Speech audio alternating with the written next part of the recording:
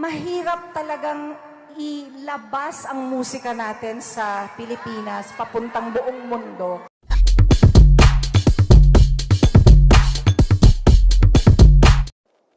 Inamin ni Regine Velasquez na proud siya sa The King of P-Pop SB19 sa tagumpay nila sa musika. At kahit matagal na sila sa OPM industry ay inamin niyang nahihirapan silang ilabas ang Tagalog song sa buong mundo.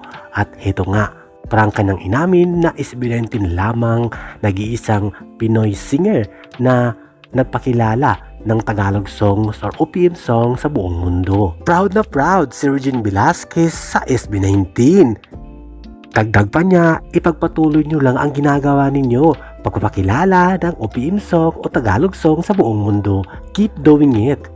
Kasi sobra kaming mga OPM artists, yung medyo matagal-tagal na sa industriya, we are so proud of you. Kasi, alam nyo, mahirap talagang ilabas ang musika natin sa Pilipinas papuntang buong mundo. Kasi ganun talaga yon. But I think right now, people are ready for it. And we are so happy that you guys are doing it. So keep doing it, right? I also want to say to each and every one of you, thank you. Thank you for supporting our P-Pop, our very own P-Pop. Kasi, I just have to say, kayang-kaya nila. Woo! Ano ba?